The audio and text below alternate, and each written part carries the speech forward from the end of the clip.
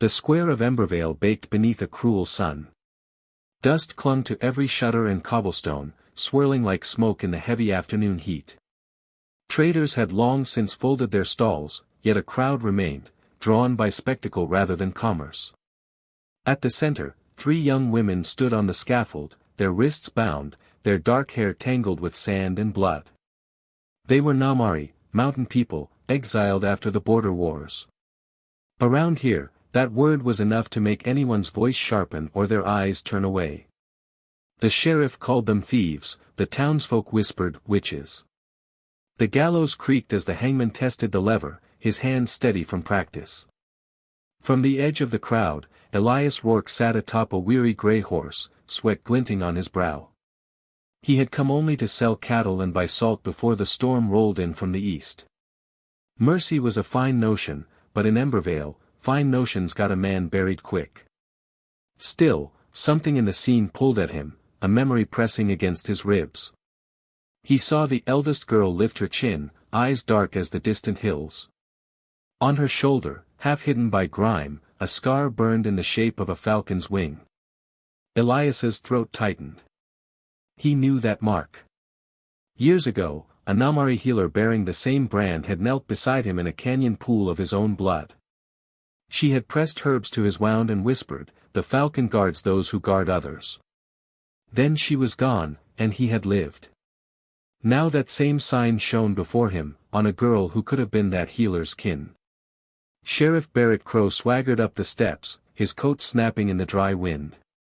"Let this be a lesson," he drawled. "No trespassers, no thieves, no mercy." He tipped his hat, and the crowd murmured approval born of fear. Elias swung down from his horse before he realized he'd moved. "Hold." The single word cut through the square like a whip crack. Heads turned, laughter rippled at the sight of a rancher interrupting official business. Barrett scowled. "Something you wanna add, Rourke?" Elias stepped closer, the dust crunching beneath his boots. "I'll take them off your hands." The sheriff blinked. "You'll what?" "I'll pay whatever fine you claim they owe. No need for blood on the square." A hush fell. Someone snickered. The hangman spat. "Ain't no price on traitors." Elias's jaw tightened. Everything's got a price in Embervale. He unhooked the leather pouch from his belt and tossed it to the steps. Silver coins clattered against wood. Barrett's eyes flicked to the money, then back to Elias's revolver resting easy on his hip. "You sure you want to do this?" "Sure as the rain that's coming," Elias said. The wind shifted, the crowd's amusement faltered. The sheriff hesitated, greed wrestling with pride. At last he gave a crooked grin. "Fine. But don't say I didn't warn you when they slit your throat in your sleep." The lever creaked down. The ropes fell slack instead of tight, the hangman glaring as he cut them loose. The 3 sisters collapsed in a heap. Elias lifted the eldest, light as a child in his arms, and guided her toward his horse. From somewhere behind, a bottle shattered. A man yelled, "Let them hang." But no one stepped forward.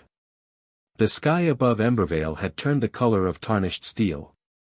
Elias swung into the saddle with the sisters clinging behind him and urged the horse toward the open plain. Thunder rolled over the ridges as they fled. Within minutes, rain struck hard, washing the blood and dust from the girls' faces. For a time, none of them spoke. The world was only hooves, wind, and water. Miles from town, Elias slowed beside the stone gate of his ranch. The field stretched wide and gray beneath the storm, fences. "What do they call you?" Elias asked quietly. She hesitated. "Sira." Her voice carried the music of another language, softened by exhaustion. "I'm Elias Rourke," he said. "You're safe here." Sira's gaze lifted to the horizon, where lightning clawed the sky. "Safe is not real for us." He almost smiled at the truth of it. "Then maybe I'll build it," he murmured. She said nothing more. Together they led the horses into the barn, lit a single lantern, and waited out the storm. Rain drummed on the roof like distant drums of war. When Elias brought bread and water, the youngest girl, Luma, ate quickly, but Sira only stared at the flame. After a long silence she asked, "Why you help us? Town hate Namari." Elias leaned against the post, the lantern throwing long shadows across his scarred face. "Because once, your people helped me. I was half dead near the canyon after the war. A Namari woman found me. She saved my life. Never told me her name." Sira's eyes flickered. "Falcon mark?" He nodded. "Same as yours." She turned away, whispering something in her native tongue, a prayer or a warning, he couldn't tell. Her sisters huddled together under a wool blanket, and soon their breathing steadied. Outside, thunder faded into the distance. Elias sat alone by the doorway, listening to the storm pass. Every instinct told him he'd bought more trouble than 3 lives were worth. Embervale did not forgive men who defied its law.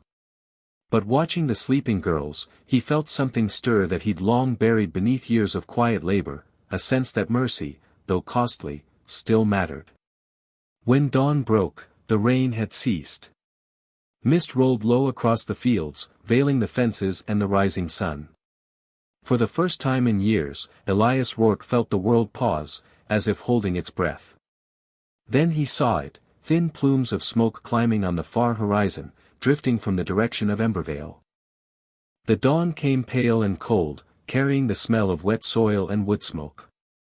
Elias Rourke stood on the porch of his ranch house, a cup of bitter coffee cooling in his hand. The storm had broken the fences, scattered the cattle, and left the fields slick with mud.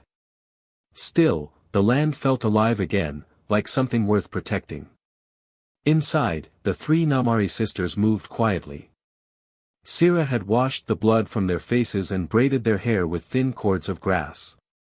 The youngest, Luma, limped as she fed the chickens, her laughter soft but startling against the stillness.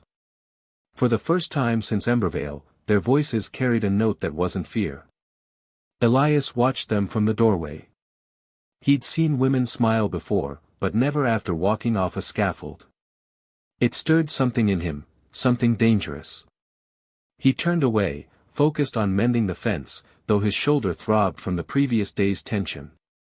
Mercy, he thought, was a strange kind of wound. It didn't bleed, but it never healed easy.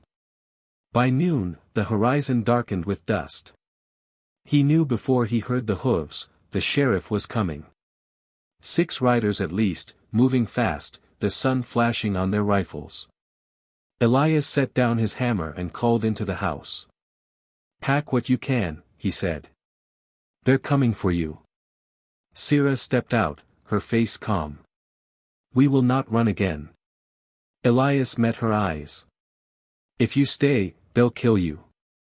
"They already tried," she answered. "Still, we breathe."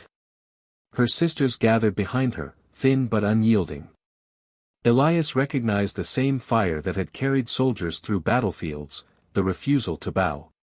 He wanted to argue, but the sound of hooves was too near. He moved to the barn, loading cartridges into his rifle with practiced, steady hands.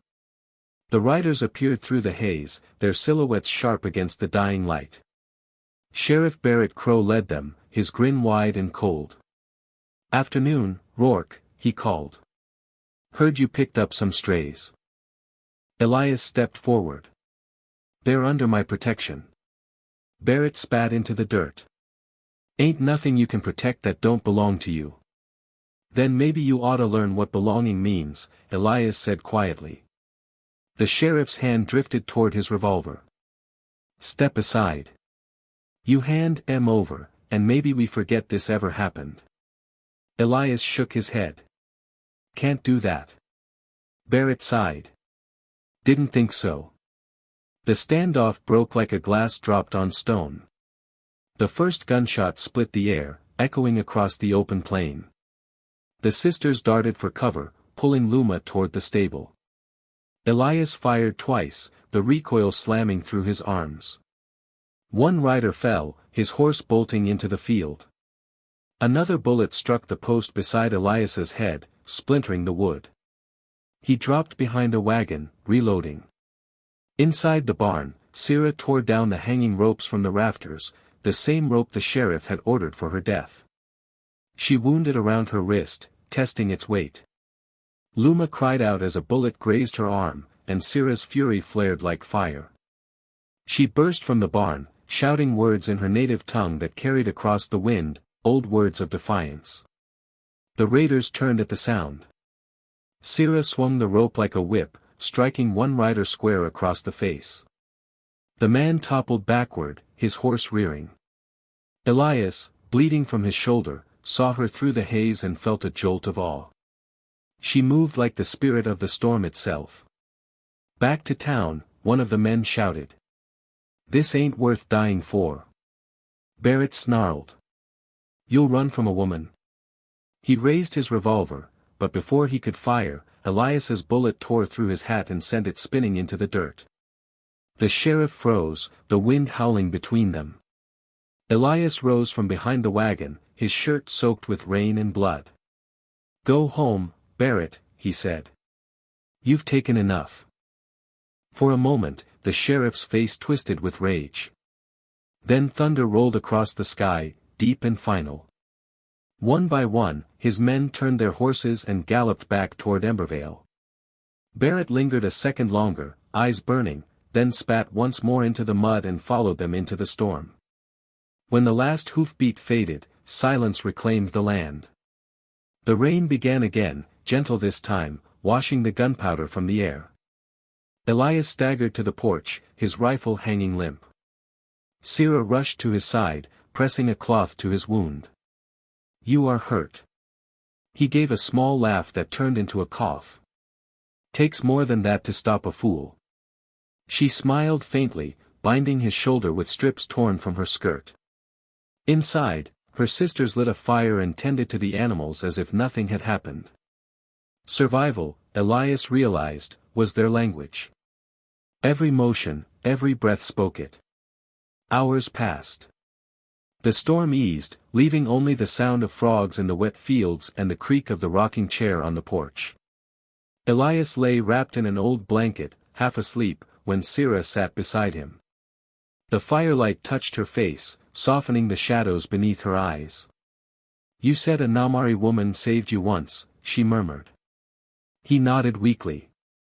Long time ago. In the canyon. I was lost, half dead. She gave me water, bound my wounds. Never asked for anything. Sarah traced the falcon mark on her shoulder. That was my mother. Elias opened his eyes. Then she was a good woman. She said she spared a man because she saw something in him, Sarah said.